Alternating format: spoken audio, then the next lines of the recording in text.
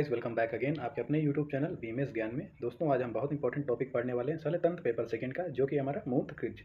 तो सरलतंत्र paper second में ये 5 नंबर या 10 नंबर में हर साल पूछा जाता है। तो आपको कैसे लिखना है 5 नंबर में, या अगर 10 नंबर में आता है तो कैसे लिखना है, इस वीडियो में हम बात करने वाले हैं।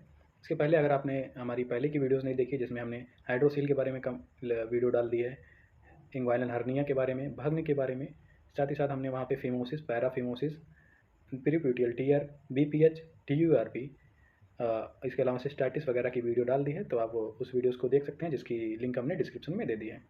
साथ ही साथ अगर आपको वीडियो नहीं मिलती तो आप हमारे चैनल पे जाके शल्यतंत्र की प्लेलिस्ट ओपन करके वहाँ से भी इन सारी वीडियोस को देख सकते हैं। तो चलिए शुरू करते हैं आज का टॉपिक, मूत्र क्विज। तो इसको हम मॉडर्न में क्या बोलते हैं, डिसयूरिया भी बोलते हैं। डिसयूरिया क्या होता है, डिफिकल्टी ड्यूरिंग यूरिनेशन। ठीक, तो ये हो गया मूत्र क्विज। अब हम देखते हैं सबसे पहले परिचय। तो मूत्र क्विज क्या है, मूत्र क्विज मूत्रवाह स्रोतस की व्याधि है। इसका जो मूल स्थान बताया आचार्य सुश्रुत ने, वो बताया है बस्ती और मेड्र, और आचार्य चरक ने बताया है बस्ती और वंगछड़। ठीक है, इसके बाद हम देखते हैं मूत्रवाह स्रोतस की दुष्टि होने से मूत्र क्विज होता है। तो 3 पॉइंट परिचय में लिखना है। कोई भी डिजीज आ जाए तो उसकी कौन सी स्रोतस की व्याधि है, उसका मूल स्थान अकॉर्डिंग टू आचार्य चरक और आचार्य सुश्रुत, और उसके बाद ये लाइन लिख देनी है कि मूत्रवाह स्रोतस की दुष्टि होने से मूत्र क्विज होता है। अब हम देखते हैं परिभाषा। परिभाषा क्या है, ये छोटा सा कोटेशन ध्यान में रखना है, मूत्र कृच्छम इति मूत्र कृच्छम। ठीक है, तो इसको अलग अलग लिखना है, मूत्र कृच्छम इति मूत्र कृच्छम। तो क्या है, जिस रोग में मूत्र अत्यंत कष्ट और वेदना के साथ निकलता है उसे क्या कहते हैं, मूत्र कृच्छ कहते हैं। इस व्याधि में मूत्र कष्ट के साथ थोड़ी थोड़ी मात्रा में परंतु बार बार निकलता है, तो ये होता है मूत्र कृच्छ। तो क्या होता है मूत्र कृच्छ, ऐसा रोग है जिसमें मूत्र जो है वो अत्यंत कष्ट और वेदना के साथ निकलता है, उसे हम मूत्र कृच्छ कहते हैं। निदान के बारे में बात करते हैं, मतलब हेतु क्या किस कारण से होता है। सबसे पहले हमारा अत्यधिक व्यायाम करने से, तीक्ष्ण औषध का सेवन करने से, वृक्ष मध का अधिक मात्रा में सेवन करने से, घोड़े आदि की निरंतर सवारी, अनूप मांस तथा मछली का अत्यधिक सेवन, और अध्यसन और अजीर्ण में भोजन करने से।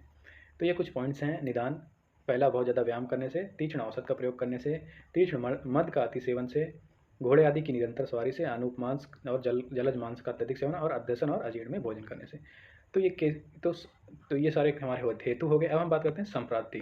संप्राप्ति बात करने से पहले हम संप्राप्ति घटक के बारे में देख लेते हैं। तो दोष कौन सा इन्वॉल्व है इसमें, तो दोष जो इन्वॉल्व है वो है हमारा वात प्रधान त्रिदोष, और जो दूष है वो है हमारा मूत्र और जल।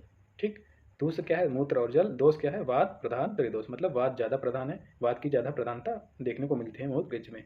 और अधिष्ठान क्या है इसका, बस्ती है और मूत्र मार्ग है। ये हो गया हमारा संप्राप्ति घटक। अब हम देख लेते हैं संप्राप्ति। तो संप्राप्ति क्या है, निदानों के सेवन से क्या होता है, वात आदि दोष प्रकोपित हो जाते हैं, जिससे वो बस्ती प्रदेश में स्थान संश्रय कर मूत्रवाह स्रोतस की तुष्टि कर देते हैं, और अत्यंत कष्ट एवं वेदना के साथ मूत्र का त्याग होता है। इसे ही क्या बोलते हैं, मूत्र क्विच बोलते हैं। तो जब निदान का सेवन होता है तो वात आदि दोष प्रकोपित हो जाते हैं, वो जाके बस्ती प्रदेश में स्थान संश्रय कर लेते हैं, मतलब वहाँ पे इकट्ठे हो जाते हैं, वहाँ पे एक जगह बैठ जाते हैं और मूत्रवाह स्रोतस की तुष्टि करते हैं, जिसकी वजह से अत्यंत कष्ट और वेदना के साथ मूत्र का त्याग होता है। इसे ही मूत्र क्विच कहते हैं।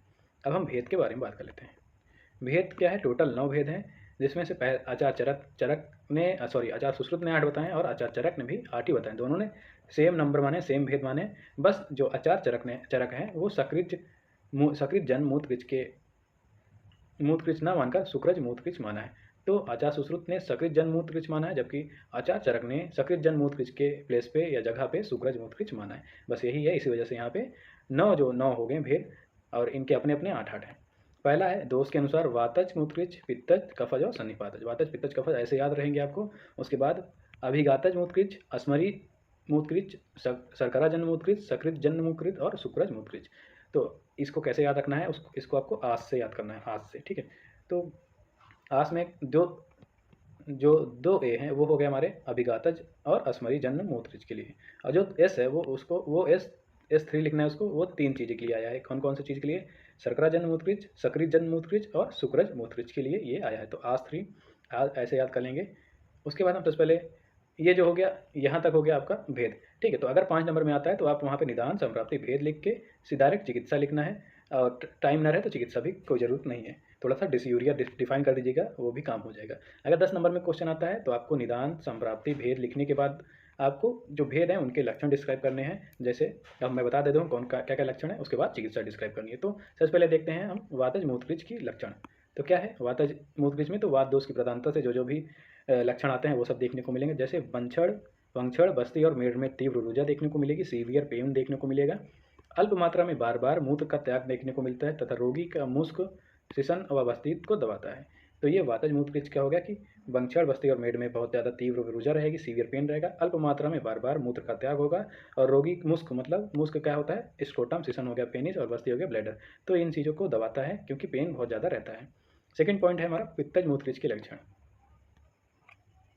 इसमें पहला हमारा मुस्क, मेहन एवं बस्ती में दाह। तो मुस्क मतलब स्क्रोटम, मेहन क्या हो गया आपका पेनिस, और बस्ती ब्लैडर। तो इसमें क्या रहेगी? जलन रहेगी। तो एज पित्तज मूत्रकृच है तो पित्तज में दाह तो बनता है, तो दाह होगी। साथ ही साथ पीत, हरित एवं रक्तवर्ण का मूत्र का त्याग होगा, जो कि अल्प मात्रा में रहेगा। तो पित्त के लक्षण आएंगे, पित्त दोष के लक्षण आएंगे। उसके बाद दाह एवं रुजा के साथ मूत्र की प्रवृत्ति होगी, और अग्नि से जलाने के समान दाह होगा। तो वही है कि पित्त दोष की प्रधानता से दाह वगैरह जो होती है, उसके जो वर्ण है पीत, हरित, रक्तवर्ण, ये सब आपको डिस्क्राइब कर देना है। अब हम बात करते हैं कफज मूत्रकृच के बारे में।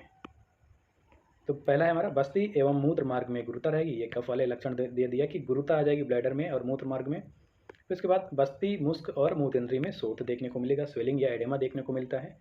क्योंकि ये कफ वाला है तो कफ के दोष दिखेंगे या कफ के लक्षण देखने को मिलेंगे। फिर पिच्छिल, स्निग्ध, शुक्लवर्ण तथा शीत मूत्र का त्याग देखने को मिलता है, ये भी कफ के लक्षण देखने में, और रोमहर्ष। तो ये 4 पॉइंट है आपका कफज मूत्रकृच में: गुरुता, शोथ, पिच्छिल या स्निग्ध या शुक्ल या शीत मूत्र का त्याग, और रोमहर्ष।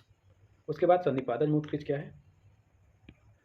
इसमें मिश्रित दोषों के लक्षण जो तीनों दोष हैं ऊपर हमने बताए, उन सभी के लक्षण देखने को मिलेगा संधिपादज में। जैसे शरीर में दाह रहेगी, शीत की अनुभूति रहेगी, रुजा रहेगा, तमा प्रवेश, कठिनता से मूत्र त्याग, और विभिन्न वर्ण के मूत्र का त्याग। तो दाह पित्त से हो गई, शीतता कफ से हो गई, रुजा वात से हो गई, तमा प्रवेश वात से हो गई, कठिनता से मूत्र त्याग वात से हो गई। ये तो हमारा मूत्रकृच का फीचर, ये स्पेसिफिक फीचर है कि कठिनता से मूत्र का त्याग होता है। अब पांचवा देखते हैं जो कि हमारा अभिघातज मूत्रकृच। तो इसमें क्या है कि मूत्रवाही स्रोतों में शल्य के स्थित होने पर अथवा अभिघात से क्षत हो जाने पर क्या होता है? तीव्र वेदना के साथ मूत्रकृच उत्पन्न होता है। तो इसी भी बोलते हैं अभिघातज मूत्रकृच। तो अभिघातज मतलब कोई भी ट्रॉमा के कारण जब तीव्र वेदना के साथ मूत्रकृच उत्पन्न होता है तो उसे क्या बोलते हैं? अभिघातज मूत्रकृच। फिर हमारा आता है छठवां भेद जो है वो अस्मरी मूत्रकृच। तो इसमें क्या है कि मूत्र त्याग करते समय नाभि, बस्ती, सेवनी एवं मेड में वेदना होती है अस्मरी मूत्रकृच में। साथ ही साथ मूत्र धारा संग होता है, मतलब अवरोध हो जाता है मूत्र धारा का, सारुधिर मूत्रता, इस जिसको हम हिमेटूरिया भी बोलते हैं। साथ ही साथ मूत्र विकिरण, तो जो मूत्र की जो धारा होती है उसका विकिरण मतलब स्कैटरिंग ऑफ यूरिन स्ट्रीम।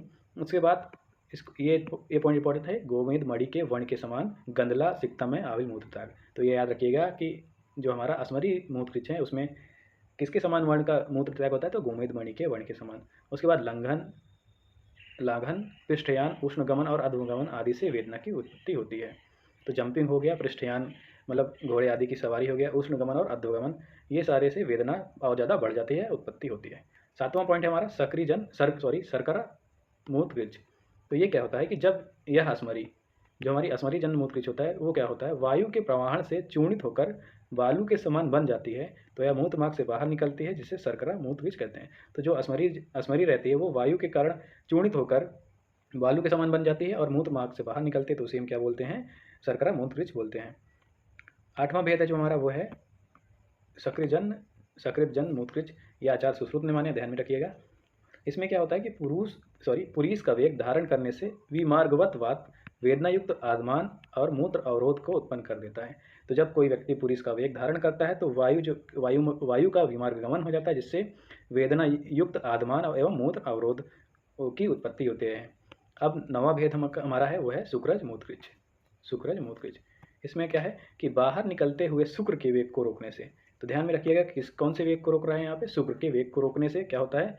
वंक्षण प्रदेश में, बस्ती में और मूत्र इंद्री में वेदना होती है। कहाँ कहाँ पे वेदना होगी? वंक्षण प्रदेश में, बस्ती में और मूत्र इंद्री में वेदना होगी। साथ ही साथ अंडकोश का बढ़कर गोल आकार होना एवं पीड़ायुक्त होना। जो अंडकोश है, स्क्रोटम है, वो बढ़कर गोल आकार हो जाता है, उसमें वृद्धि हो जाती है, गोल आकार का हो जाता है, और साथ ही साथ पीड़ा युक्त हो जाता है और कष्ट के साथ मूत्र का त्याग होता है। तो ये हो गया शुक्रज मूत्रकृच। अब हम बात करते हैं मूत्रकृच की चिकित्सा। तो 10 नंबर में अगर आता है तो आपको भेद सही डिस्क्राइब करना है, और 10 नंबर में अगर नहीं आता है तो आपको भेद डिस्क्राइब नहीं करना है। अब हम बात करते हैं मूत्रकृच की चिकित्सा। पहला है हमारा निदान परिवहन करना है। सेकंड पॉइंट हमारा वातज मूत्र कृच अगर है तो वहाँ पे हमको क्या करना है, तो वातज मूत्र कृच में वात सामक तैलों द्वारा अभ्यंग करना है, स्नेहन, निरूबस्ती, उपनाह और उत्तर बस्ती। क्या करना है, अभ्यंग, स्नेहन, निरूबस्ती, उपनाह और उत्तर बस्ती। उसके बाद कटी प्रदेश पर वात सामक तैलों या कषाय द्वारा परिसेक करना है। तो ये वातज मूत्र कृच की चिकित्सा हो गई। उसके बाद हमारी जो सेकंड पॉइंट है वो है पित्तज मूत्र की चिकित्सा। तो यहाँ पे नंबरिंग गलत हो गई, तो इसको से दो कर लीजिएगा अगर नोट्स बना रहे हैं आप तो इसमें क्या है, शीतल द्रव्यों के, पित्तज है तो दाह बर्निंग हो रही है, दाह हो रहा है, तो वहाँ पे शीतल द्रव्यों को कषाय द्वारा परिसेक करना है, अवगाहन और प्रदेह का प्रयोग करना है। उसके अलावा बस्ती, क्षीरपान एवं विरेचन का प्रयोग करना है। तो विरेचन जो होता है वो पित्त दोष को बाहर निकालने के लिए श्रेष्ठ माना गया, तो हमें विरेचन का प्रयोग करवाना है। साथ ही साथ शीतल द्रव्यों का कषाय का प्रयोग करना है परिसेक, अवगाहन और प्रदेह के लिए। फिर हमारा कफज मूत्रकृच है, उसमें हमको कैसे चिकित्सा करनी है, तो कफज मूत्रकृच में हमको क्षार, उष्ण, तीक्ष्ण एवं कटु रस वाले आहार का सेवन करना है। कौन सा रस वाले, कटु रस, तीक्ष्ण, क्षार और उष्ण का। उसके बाद स्वेदन, निरूबस्ती, तक्र प्रयोग एवं तिक्त द्रव्यों से सिद्ध तैल द्वारा अभ्यंग एवं पान करना है। तो कफ के लिए, कफ की गुरुता को नाश करने के लिए, स्तंभता को नाश करने के लिए वहाँ पे स्वेदन, निरूबस्ती, तक्र का प्रयोग और तिक्त द्रव्यों का से सिद्ध तैल का अभ्यंग करना है और उसी तेल का पान करना है। सन्निपातज मूत्रकृच क्या है, उसमें कैसे चिकित्सा करनी है, तो कफ अधिक अगर है, क्योंकि यहाँ पे तीनों दोष का इन्वॉल्वमेंट है, तो अगर कफ अधिक है तो वहाँ पे हम वमन कराएंगे, पित्त अधिक है तो वहाँ पे हम विरेचन करवाएंगे, अगर वात अधिक है तो वहाँ पे हम बस्ती का प्रयोग करेंगे।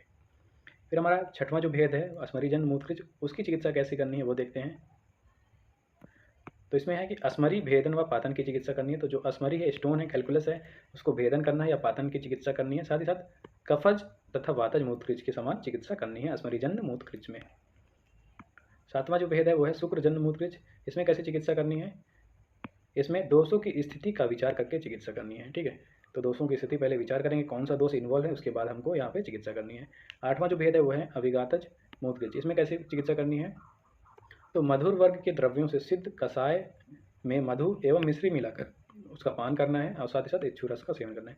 तो अभिघातज मूत्रकृच है, ट्रॉमा के कारण हुए थे, तो हमको मधुर वर्ग के द्रव्यों से सिद्ध कषाय में मधु या मिश्री मिलाकर पान करना है और इच्छू रस का सेवन करना है। तो ये हो गया ट्रीटमेंट, मतलब मूत्रकृच की चिकित्सा अकॉर्डिंग टू भेद। तो अगर शॉर्ट में आता है क्वेश्चन तो आप इसको जो चिकित्सा है उसको आप और कम कर सकते हैं, या अगर एग्जाम मतलब आप कैसे लिखना है, जैसे आपको क्वेश्चन पूछा 5 नंबर में है तो 5 नंबर के हिसाब से लिख लीजिए, थोड़ा को जो हमने बताया यहाँ पे 2-3 पेज में उसको आप छाट लीजिएगा, और 10 नंबर में है तो पूरा लिख सकते हैं। टाइम के अनुसार भी देखना है आपको, टाइम मिलता है तो लिख सकते हैं। आई होप तो हमने कंप्लीट कर लिया मूत्रकृच। तो अगर आपको हमारी वीडियोज़ अच्छी लगती हैं तो हमारी वीडियोज़ को लाइक करिए और चैनल को सब्सक्राइब कर दीजिए, और जितना हो सके इस वीडियो को शेयर करिए ताकि आपकी फैमिली में या आपके फ्रेंड्स को भी हेल्प हो सके। तो मिलते हैं नेक्स्ट वीडियो में, तब तक के लिए thank you, take care and bye bye.